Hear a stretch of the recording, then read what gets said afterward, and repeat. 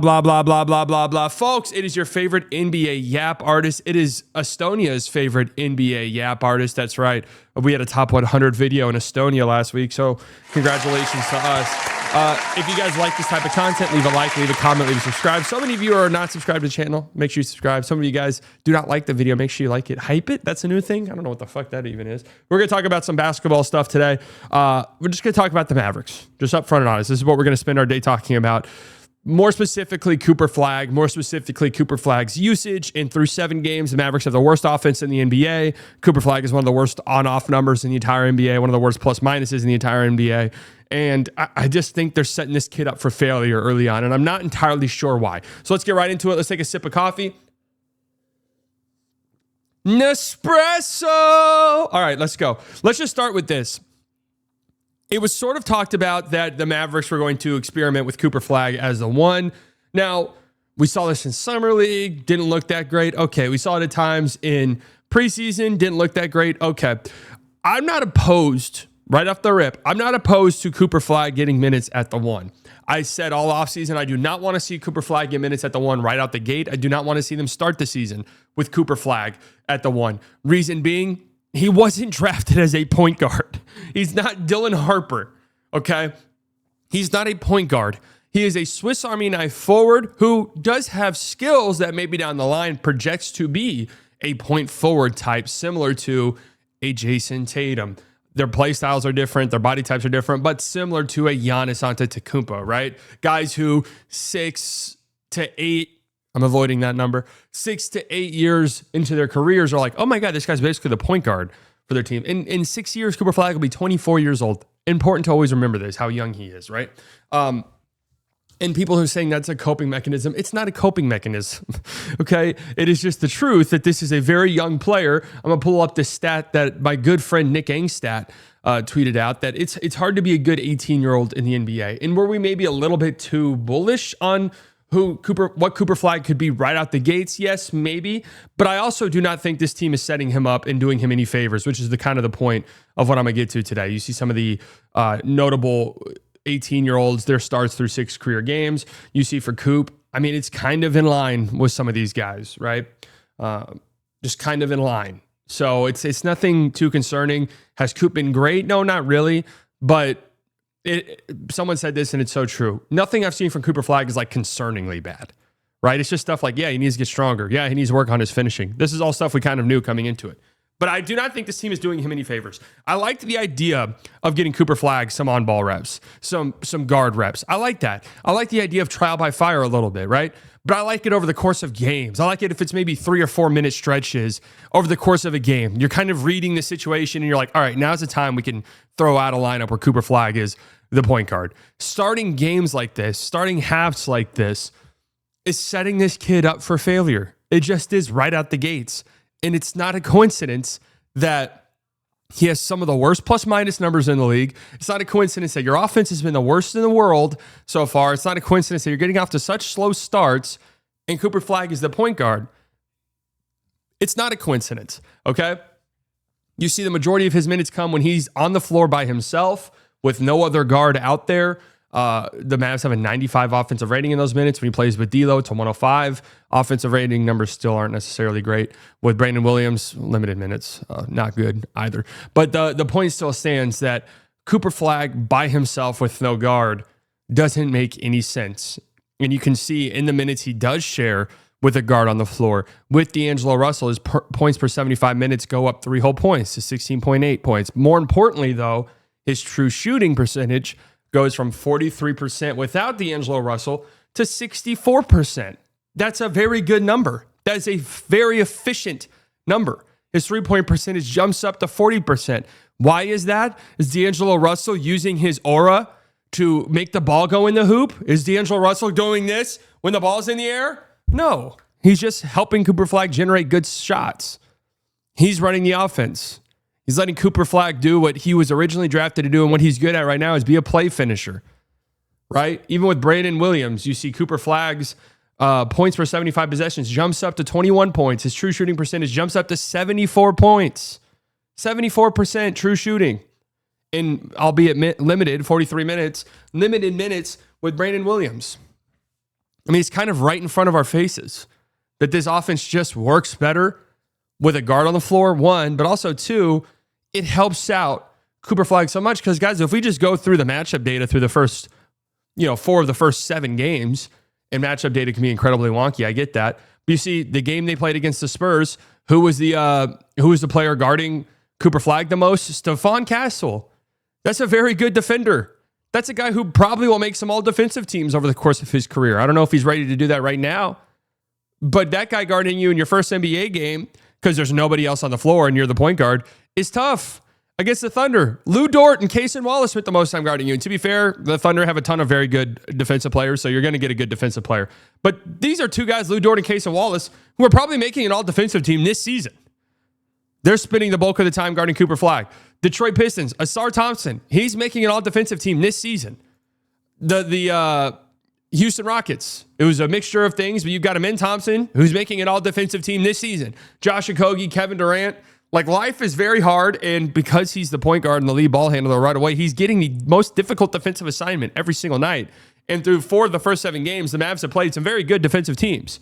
So I don't understand this trial by fire approach. I really don't when it comes to a guy like Cooper Flagg, because he wasn't drafted to be this. I get, if you had Dylan Harper, I kind of get it, right? Even VJ Edgecombe, where it's like these guys kind of have lead ball handler upside right away. Dylan Harper's case, he is a point guard. So yeah, we want the ball in his hands, and let's make these mistakes. With Cooper Flagg, I just feel like you're not maximizing any of his legitimate strengths he has. And we have seen these flashes offensively. He's been very good in transition when he gets those opportunities. Okay, he's 1.26 points per possession in transition. Not a lot of opportunities, but that's a good number. Okay, his three-point shot has been a little bit shaky percentage-wise, but to me it looks good. He's made every free throw he's shot. Like, the bones of a good shot is there. Some of his best offensive possessions so far this season have been him, as the ball handler on a ball screen, shooting a 3 while the defender's dropping. That's been some of his best offensive possessions. The 3 ball is there. He just hasn't had many opportunities where he's getting like a clean look for 3 off of, a spot up attempt.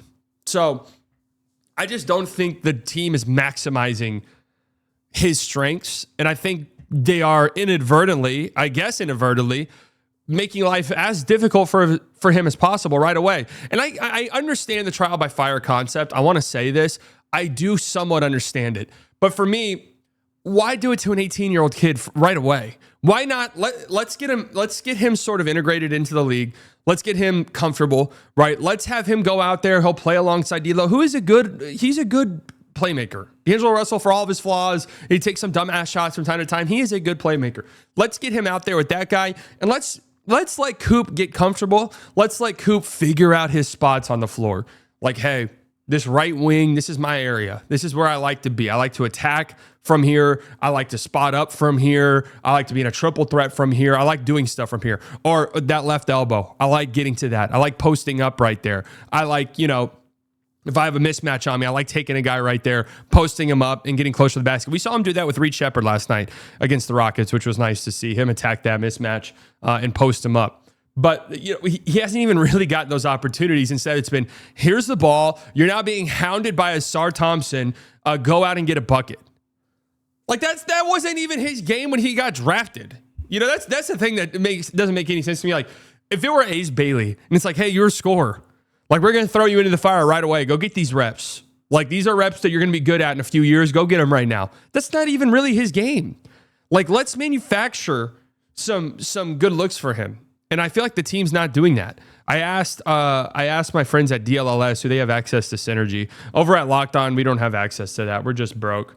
But my good friend Bobby on the DLLS Mavs show says that over the course of the season, I asked, how many ball screens has Cooper Flagg set? He's only set 18 so far this season. I don't understand that, because that's an opportunity for you to get him these clean looks. Because that was one of the things whenever I'd go back and watch Duke games where I was like, oh shit, there's like some real legitimate upside with Cooper Flagg being a screener, right? Like those are some of the more interesting possessions I saw when he was at Duke, when he was setting a ball screen and then rolling to the basket or operating in the middle of the floor, being a short roll guy. Because that gives him the opportunity to use his athleticism and his size to get to the bucket and finish. That allows him to utilize his incredibly quick decision making and his good passing skills to generate looks for other guys. And it also allows him, spot up and then take advantage of these mismatches whenever teams switch on ball screens. Now, unfortunately, the Mavs haven't done that at all, really. And I think that's unfortunate. And I don't, you could say, well, if he doesn't play with a guard, who's he going to set ball screens for? I mean, he can set ball screens for PJ Washington. I mean, he can set ball screens for AD when AD comes back. Like, it doesn't necessarily have to be a guard. I just wish the Mavericks would utilize this.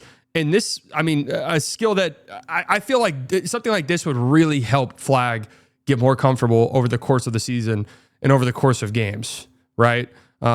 Just getting in the middle of the floor and operating like this and, throwing a lob pass or attacking downhill like that. Because I think that's what's been missing. It's just been a lot of straight line drives. It's been a lot of coming off handoffs and trying to attack these all NBA level defensive guys. And he's just not ready for that. And I don't, it's a lot, because let's be honest, right? If this team's trying to be good and now they're 2-5, you traded away your franchise superstar 10 months ago.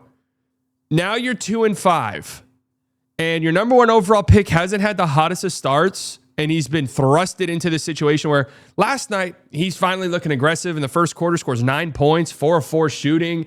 He scores 3 points the rest of the game.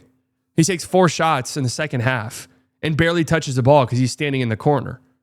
So it's just like this weird, I don't quite understand what this team's doing, because you can say, well, we want Cooper Flagg to be the point guard because we're focused on his development. Well, if that's the case, how the fuck could he ever go an entire half with 4 shots and barely touching the ball at all? That should never happen. Well, PJ Washington and D'Angelo Russell had the ball. Well, does that mean you're trying to win? Because then if you're trying to win, why not just start a guard? It doesn't make any sense. If the focus is we want Cooper Flagg to be the guy, his development is priority number one, then he should never go entire halves where he's sitting in a corner and D'Angelo Russell and PJ Washington, who have both been playing great. PJ's been so good, are dominating the shot attempts and the ball and time on ball. How does that make any sense at all? And then if you're just going to go, well, those guys were working for us and we wanted to win the game and that's it. Well, then start a fucking guard and stop this charade. Okay? To quote Timothy Chalamet in The King, stop this fucking charade. Let me know what you guys think. Are they mishandling Cooper Flagg? Is this something to not worry? Is this something like a few months from now we'll look back on and be like, oh, we really overreacted to that? Part of me does think that's the case. I'm not going to lie to you guys. This is going to sound like it's cope. Here's the problem. I think the team will probably be 10 to 15 games under 500 by the time Kyrie's ready to come back. So I don't even know, is it worth it at that point? But I actually do think there's a good team hidden here when Kyrie comes back. I really do believe that. Defensively, they've been good so far this season. Offensively, they're the worst in the league. But there's enough breadcrumbs that lead me to the obvious conclusion that, well, when an actual guard plays, they're pretty good. And I guess we'll just have to wait and see. Let me know what you guys think. Are they mishandling Cooper Flagg? Is this a sabotage? Listen up, y'all. It's a sabotage.